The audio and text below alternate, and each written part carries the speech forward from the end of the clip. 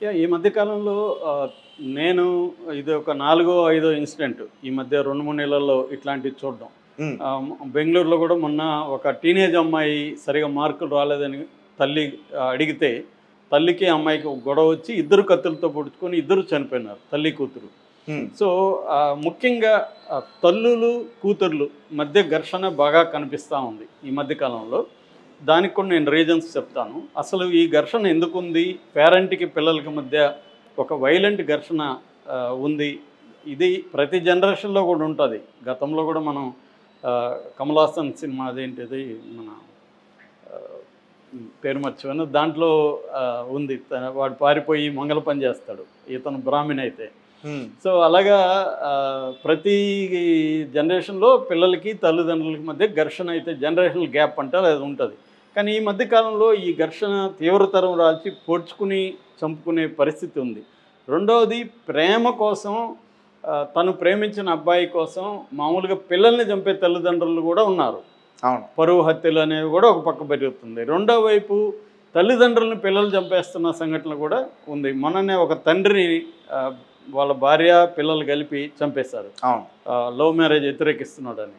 So ఇలాంటివి ఎందుకు జరుగుతున్నాయి అని మనం చెప్పుకునే ముందు అసలు ఇది ఏంటి, ఎందుకు జరిగింది. ఇక్కడ ఏంటంటే ఈ చనిపోయిన ఆవిడ చాకలి అంజలి, ఆమె ఒక ప్రముఖురాలి ముని మనవరాలు అనమాట. అందువల్ల కూడా ఇది పాపులర్ అయింది ఈ సంఘటన. ఆమె పేరు వచ్చి చాకలి ఐలమ్మ. ఆమె తెలంగాణ సాయుధ రైతాంగ పోరాటంలో పాల్గొన్న వీర వనిత. ఆమె మీద మనకు తెలియని మన చరిత్రని శ్రీశక్తి సంఘటన సంస్థ తరపున ఒక పుస్తకం తీసుకొచ్చారు. అదేంటంటే తెలంగాణ సాయుధ రైతాంగ పోరాటంలో పాల్గొన్న స్త్రీలతో ఓరల్ ఇంటర్వ్యూస్ చేశారు వీళ్ళు. ఆ ఇంటర్వ్యూస్ను బుక్గా తీసుకొచ్చారు. అందులో చాకలి ఐలమ్మ కూడా ఉందన్నమాట. సో ఆ స్థాయి వీర వనిత ముని మనమరాలు ఈ అంజలి. పైగా ఈమె కూడా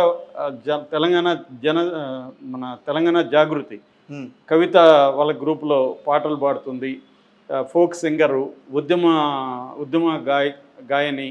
ఇంత ఒక బ్యాక్గ్రౌండ్ అయితే ఉంది ఈమెకి కూడా. మామూలు వాళ్ళకంటే ఒక సాంస్కృతిక నేపథ్యం ఇవన్నీ ఉన్నవాళ్ళు, ఒక ఐడియాలజీ ఉన్నవాళ్ళు పిల్లల్ని ఇంకొంత బాగా పెంచుతారు అనేది ఒకటి ఉంది. కానీ అది కూడా అబద్ధం. నిజానికి ఉద్యమాల్లో ఉండే తల్లిదండ్రుల పిల్లలు కూడా చాలా ఘోరంగా తయారైన సంఘటనలు నేను ప్రత్యక్షంగా చూస్తున్నాను. ఎందుకంటే వాళ్ళ ఐడియల్స్ వేరు, వీళ్ళ వేరు ఉంటారు. ఒక అబ్బాయి అయితే కంప్లీట్గా సైకలాజికల్గా డిస్టర్బ్ అయిపోయాడు. వాళ్ళ అమ్మ నాన్న ఇద్దరు కూడా దళిత ఉద్యమకారులు. కానీ ఆ అబ్బాయి ఏమో సైకలాజికల్గా డిస్టర్బ్ అయిపోయి సైకాలజిస్టుల దగ్గర చూపిస్తాను, ఇంటర్మీడియట్ అబ్బాయి. సో అలాంటి కేసులు నాకు కూడా తెలుసు. కాకపోతే ఇదేం జరిగిందంటే ఈ అంజలికి ఇద్దరు పిల్లలు ఉన్నారు, ఇద్దరు భర్తలు. ఈ ఇద్దరు భర్తలు కూడా చనిపోయినారు. ఆమె ఒంటరిగా ఉంటుంది. సో ఆమె ఎన్నిసార్లు పెళ్లి చేసుకుంది? 2 సార్లు పెళ్లి చేసుకుంది ఆమె. ఫస్ట్ భర్త చనిపోయాడు, మళ్ళీ చేసుకుంది. ఆ భర్త కూడా చనిపోయాడు. కాకపోతే ఇద్దరు పిల్లలు ఆమెకి, ఇద్దరు కూడా ఆడపిల్లలే. ఈమెకి పెద్ద వయసు కూడా లేదు, 39 ఏళ్ళే.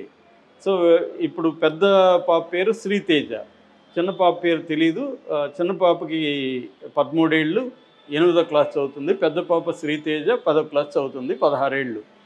సో ఈ మామూలుగా ఇవాళ జనరేషను ఫోన్లు, చిన్నప్పటి నుంచే ఫోన్లు పట్టుకొని వాళ్ళకి ఫుడ్ పెట్టాలంటేనే ఫోన్ ఇచ్చేసి వాళ్ళు ఫోన్ చూసుకుంటుంటే ఫుడ్ పెడుతున్నారు తల్లిదండ్రులు. ఇంతకుముందు అయితే మనకి బయటికి తీసుకొచ్చి అది ఇది చూపించేవాళ్ళు, ఇవాళ ఫోన్ చూపిస్తున్నారు. సో అందువల్ల అలవాటు అయిపోతుంది, ఫోన్ అనేది అడిక్షన్ అది. సో అక్కడ నుంచి ఈ పాప ఇన్స్టాగ్రామ్లో చాట్లు చేయడం మొదలుపెట్టింది. ఈ పాపకి ఒక పగిళ్ళ శివ అనే ఒక 19 ఏళ్ల కుర్రాడు పరిచయం అయ్యాడు. సో వీడు పరిచయం అయ్యి, వీడు కట్టంగూర వీడిది. వీళ్ళేమో మన జీడిమెట్ల దగ్గర గాజుల రామారాం ఎన్ఎల్బి నగర్ అని అక్కడ ఉంటారనమాట ఈ అంజలి వీళ్ళు.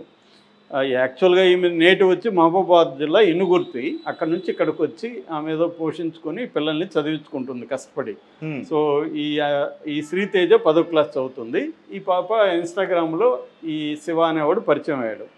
దాంతో ఇది తల్లికి తెలిసి ఏంటమ్మా ఈ వయసులో నువ్వు ఇంకా మైనర్వి, ఇప్పుడు లవ్లు గివ్వులు ఏంటి, చదువుకో అని చెప్పింది. ఈ పిల్ల కోపం వచ్చి నువ్వేంది నాకు చెప్పేది, నువ్వెవరు నన్ను కంట్రోల్ చేయడానికి అనే ఒక స్థాయిలో నుంచి ధిక్కరించి వీడితో లేచి వెళ్ళిపోయింది. ఇల్లు వదిలి లేచి వెళ్ళిపోయేసరికి ఈమె వాళ్ళ బంధువులు వాళ్ళని తెలిసిన వాళ్ళని పట్టుకొని పోలీస్ స్టేషన్లో కంప్లైంట్ ఇచ్చింది. కంప్లైంట్ ఇస్తే పోలీసులు ఏం చేశారంటే వీళ్ళిద్దరిని పట్టుకొచ్చారు. మామూలుగా పోలీసులు ఇట్లాంటి కేసులు ఏం చేస్తారు, ఒక్కోసారి కేసులు పెడతారు. వాడి మీద మామూలుగా అయితే పోక్సో కేసు పెట్టాలి. ఎందుకంటే మైనర్ బాలికతో లైంగిక అఫేర్ అనేది ఆ అమ్మాయి ఇష్టంతో చేసిన పోక్సో కేసు. మన కోర్టు అనే సినిమాలో అదేగా చూపించారు. సో ఇక్కడ పోలీసులు ఏం చేశారు, మళ్ళీ వాడిని అరెస్ట్ చేసినట్టు ఉంటుంది, మన మీద విమర్శలు వస్తాయి పోక్సో కేసు పెడితే అని చెప్పి మందలించి కౌన్సిలింగ్ ఇచ్చి వాళ్ళిద్దరికీ పంపించేశారు. ఇప్పుడు ఈ మధ్యకాలంలో ఎవరి పోలీస్ స్టేషన్లో కూడా కౌన్సిలింగ్ సెంటర్ భూమిక లాంటి సంస్థలు నడుపుతుంటారనమాట. వాళ్ళ చేత కౌన్సిలింగ్ ఇప్పించి వీళ్ళిద్దరికి పంపించేశారు. వీళ్ళు అయిపోయింది అనుకున్నారు.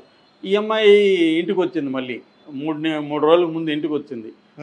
ఈ అమ్మాయికి ఏముందంటే ఒక బిట్టర్నెస్ పెరిగింది. ఇంకా అంటే నన్ను పోలీసుల దగ్గరికి తీసుకెళ్తుందా మా అమ్మ, మామూలుగా అబ్బాయిని కౌన్సిలింగ్ ఇచ్చారంటే కొట్టుంటారు. మనకి పోలీసులు ఎలా ఉంటారో మనకి తెలుసు.